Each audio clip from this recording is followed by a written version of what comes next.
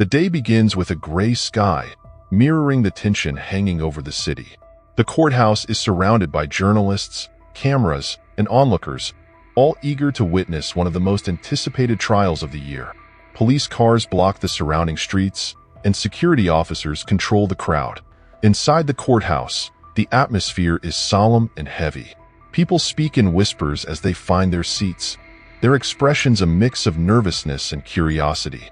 At the center of everyone's attention is the defendant, Lucas Ferreira, a 30-year-old man, handcuffed and escorted by 2 guards into the courtroom. He maintains a cold and unreadable expression, staring straight ahead. At 9 o'clock, the courtroom door opens and Judge Ricardo Montalvo enters. Tall and imposing, he wears his black robe, and his eyes reflect a mixture of determination and fatigue. Ricardo is known for his integrity and relentless pursuit of justice, and today he faces one of the most challenging cases of his career. The room rises in respect as he takes his seat at the bench. Prosecutor Marcelo Torres, a middle-aged man with a confident presence, stands and begins presenting the case against Lucas Ferreira. He details the crimes Lucas is accused of, including the murder of Alberto Ferreira, the man Lucas believed was his father. Marcelo paints a picture of horror and cold-bloodedness, describing how Lucas carried out each murder with calculated precision. Photos of the crime scenes are projected on a screen, causing murmurs of horror in the room. Lucas, seated beside his defense attorney, remains expressionless. He seems unaffected by the impact the evidence and testimonies have on the public and the jurors. His attorney, a stern-looking woman named Ana Costa, listens intently to every word the prosecutor says, ready to counter. Ana Costa rises to present Lucas's defense. She begins by questioning the reliability of the evidence and highlighting inconsistencies in witness statements. Then she calls Lucas to the witness stand. Lucas stands slowly, walks to the stand, and swears to tell the truth. Ana guides him through a series of questions, and Lucas, with a calm and controlled voice, speaks about the abuse he allegedly suffered at the hands of Alberto Ferreira. In the galleries, the public is divided. Some believe Lucas's story, moved by his tale of abuse and suffering. Others are convinced of his guilt, horrified by the details of the crimes.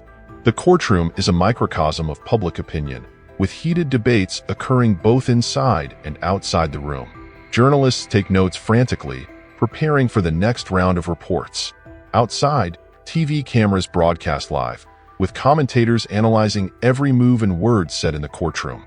On social media, hashtags related to the case trend, with fervent debates between Lucas's supporters and critics. Judge Ricardo Montalvo watches everything attentively. He is a figure of authority, but also a man facing an internal conflict. The magnitude of the case and the stories of abuse strike a deep chord within him. Ricardo knows his decision will have monumental and lasting consequences, not just for Lucas, but also for the public perception of justice. Ricardo reflects on the principles that have guided him throughout his career. He is known for his impartiality, but the tension of this particular case weighs heavily on him. As the first day of the trial nears its end, he calls for a recess, allowing everyone to process the information and prepare for what lies ahead. The courtroom slowly empties, with the public and the press fervently discussing the day's events. Lucas is escorted back to prison, his expression still impenetrable. Ricardo returns to his chambers, where he sits in silence for a moment, contemplating the weight of the responsibility he bears. He knows this trial will test his ability to uphold justice in the face of extraordinary circumstances. The first day of the trial ends, leaving everyone anxious and uncertain about what the next day will bring. The city remains in a state of anticipation, with every citizen awaiting the continuation of the case that has captivated the nation. The second day of the trial begins with even more tension in the air. The courtroom is packed, and security has been heightened due to the increased public and media interest. The crowd outside the courthouse has grown, with people holding signs and chanting slogans, both in support of and against Lucas Ferreira. Inside the courtroom, there is a solemn silence as everyone waits for the sessions to begin. Judge Ricardo Montalvo enters the room, and everyone stands in respect. His expression is serious, reflecting the gravity of the case. He takes his seat and begins the day's proceedings. Marcelo Torres, the prosecutor, stands, and begins presenting the evidence against Lucas. He details the brutality of the murders, showing photos of the crime scenes and the victims. Each image projected on the screen elicits reactions of shock and horror from the audience. Marcelo calls the lead investigator, Detective João Santos, to the witness stand. João, a middle-aged man with a tired but determined expression, meticulously describes each crime scene and explains how they tracked down Lucas. He talks about the meticulous methods Lucas used to commit the murders, leaving few clues and avoiding capture for so long. The prosecution calls some of the victims' families to testify. An elderly woman, Maria Silva, whose son was one of the victims, takes the stand. Her voice trembles as she speaks about the pain and loss she has endured. Her words are filled with emotion, and many in the audience cannot hold back their tears. The media captures every moment, broadcasting live to a national audience. Marcelo Torres then presents a video interview with Lucas made after his arrest. In the video, Lucas talks about his past with Alberto Ferreira. He describes the physical and emotional abuse he suffered since childhood. He speaks with a chilling calmness, detailing how Alberto regularly beat and humiliated him. The prosecutor also presents a diary found in Lucas's home, where he recorded the abuses he endured. Pages from the diary are projected on the screen, revealing a life of suffering and despair. The audience is silent, absorbing the magnitude of the revelation. The prosecution calls experts to testify about the impact of the abuse on Lucas's psychology. A forensic psychologist, Dr. Roberto Lima, explains how childhood trauma can lead to violent behavior in adulthood. He describes Lucas as a product of years of abuse, a ticking time bomb waiting to explode. Dr. Lima's testimony is powerful and persuasive. He paints a complex picture of Lucas, not just as a monster, but as a victim turned aggressor. The audience is divided. Some begin to feel empathy for Lucas, while others continue to see him as a cold-blooded killer. Ana Costa, the defense attorney, rises to cross-examine Dr. Lima. She questions the validity of his diagnoses and argues that despite the abuse, Lucas had the capacity to choose between right and wrong. She highlights moments when Lucas could have sought help but chose to continue his path of violence. Ana then presents witnesses from Lucas's past who speak about times when he showed kindness and empathy, trying to demonstrate that he is not merely a product of his environment, but a human being with free will. She calls an old teacher of Lucas to the stand, who talks about the intelligence and sensitivity he showed in school before the abuse intensified. The audience is in a state of turmoil. The revelations about Lucas's past and the defense's arguments leave everyone in an emotional whirl. The media covers every detail, with analysts fervently debating whether Lucas should be seen as a victim or a villain. Outside, protests and demonstrations escalate. Support groups for the victims of Lucas's crimes demand justice, while groups advocating for child abuse victims call for leniency. Social media is flooded with polarized opinions, reflecting the case's complexity.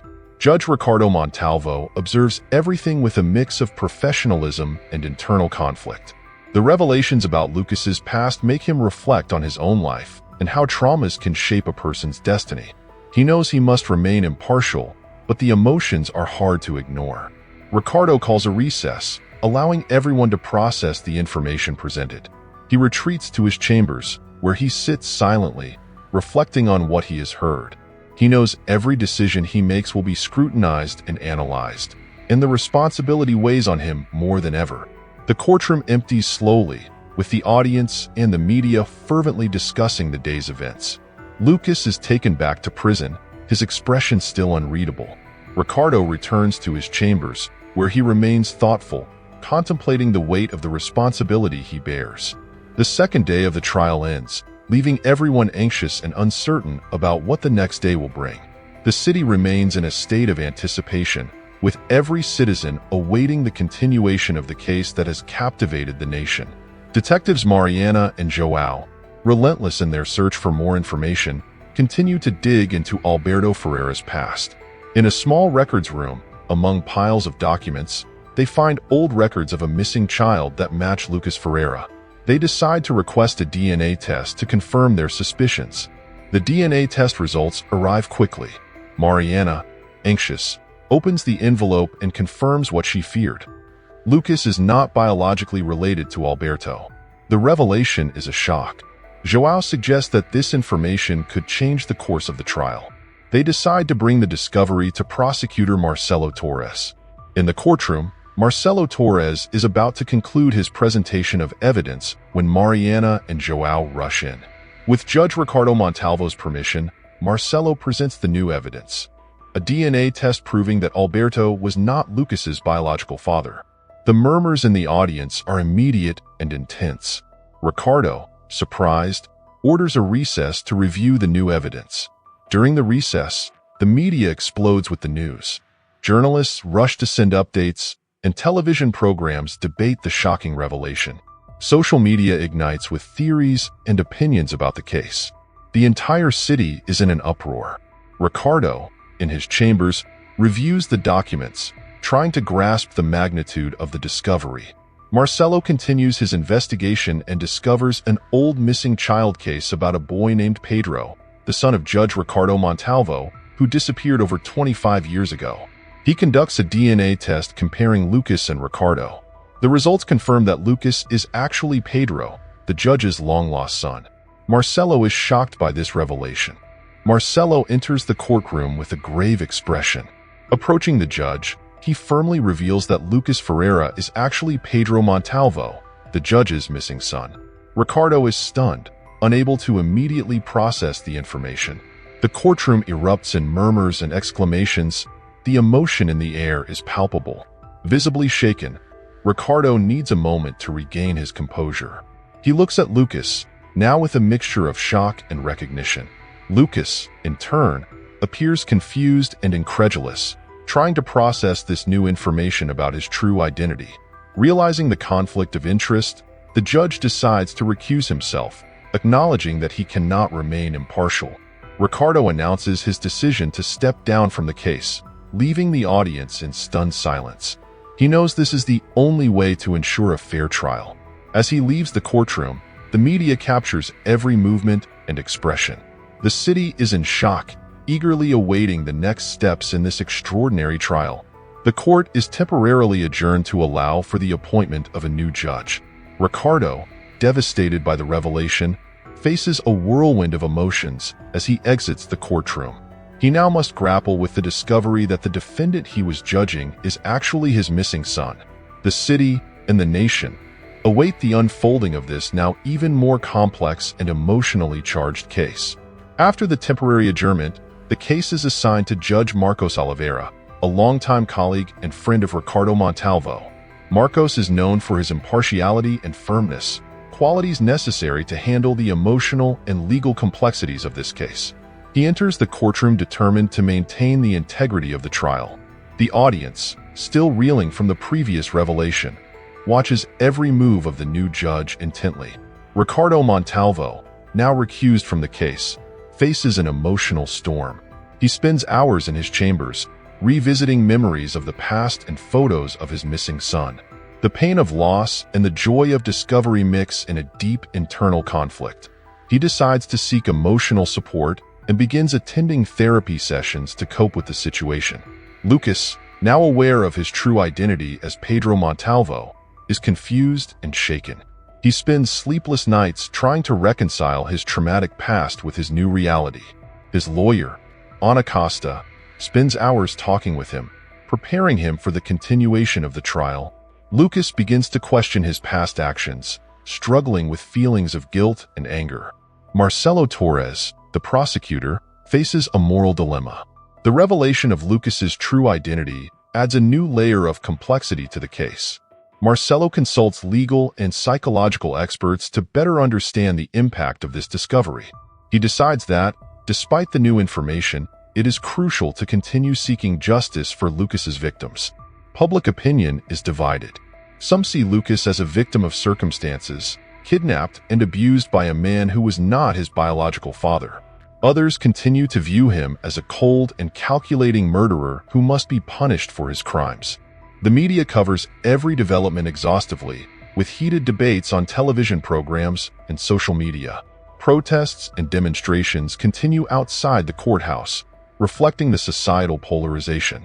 Ricardo decides to meet with Lucas outside the courtroom environment. He visits the prison where Lucas is being held. The encounter is tense and emotional.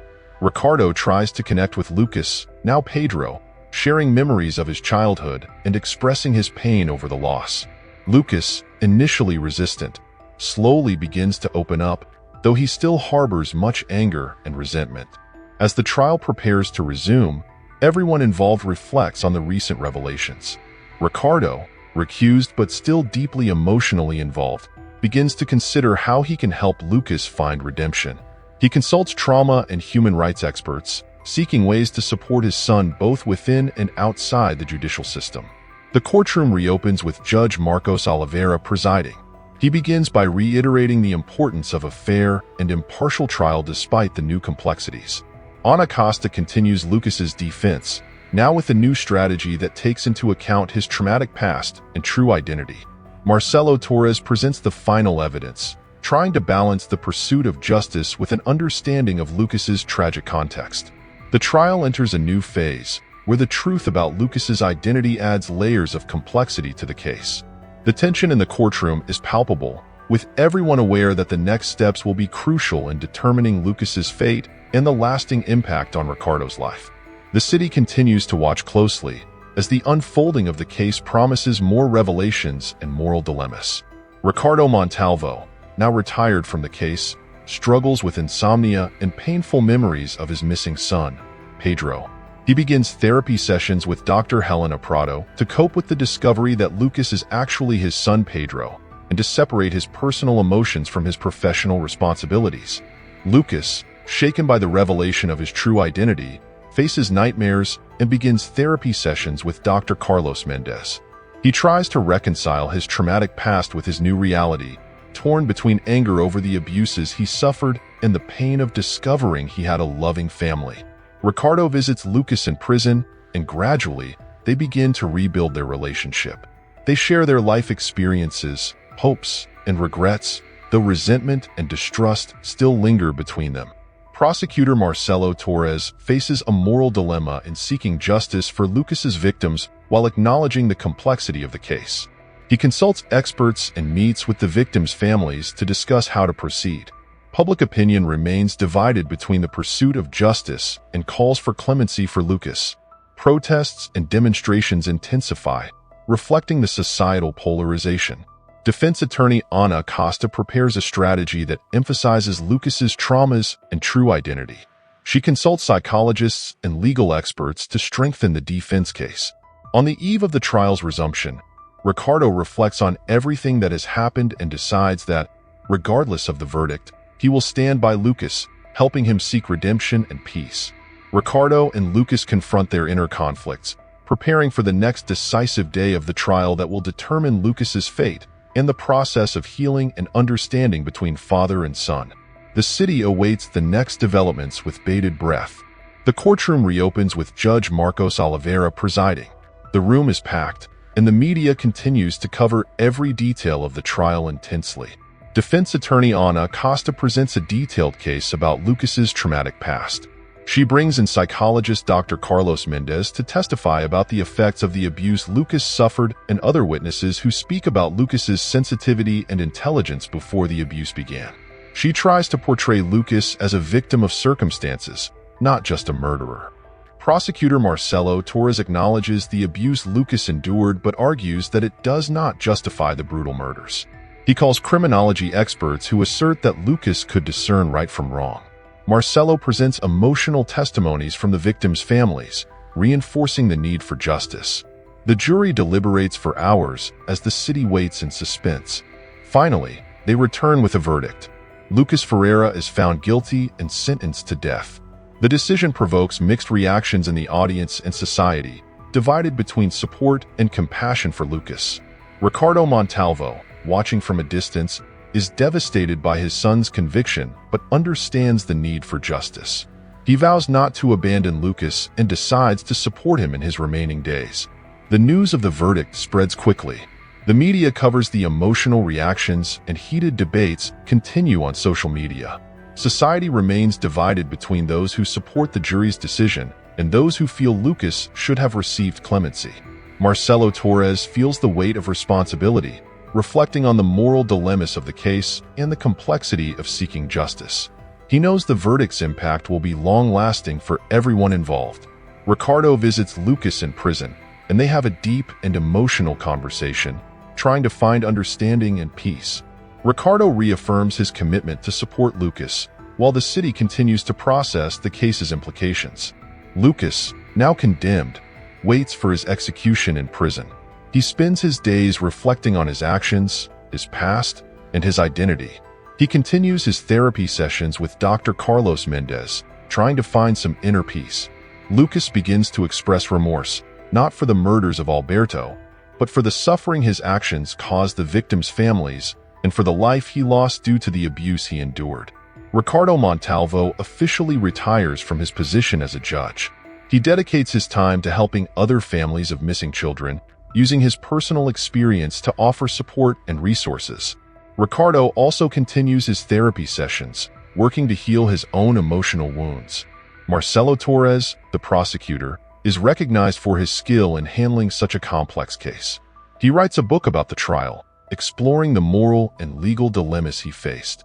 Marcelo continues his work in seeking justice, but Lucas's case marks him deeply, making him more aware of the nuances of each case. Society remains divided over the case.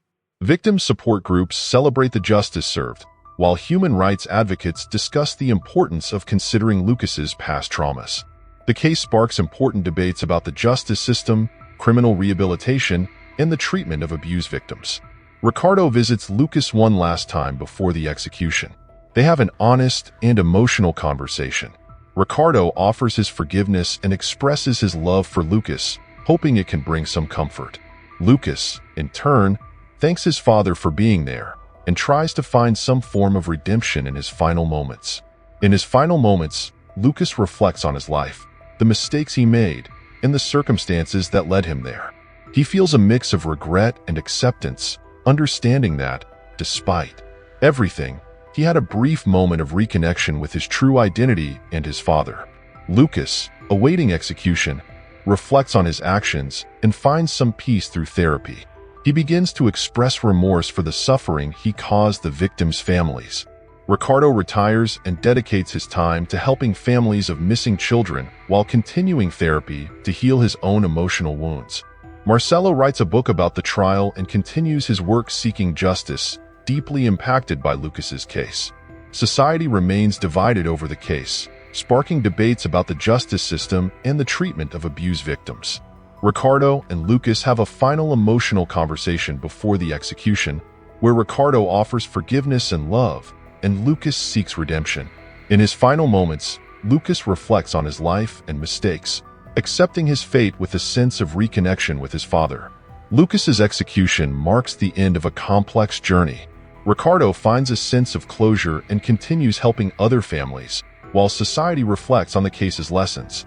If you enjoyed this story, please give it a like and share your thoughts in the comments. Your support is essential to us. And now, an exciting new story is coming up on your screen.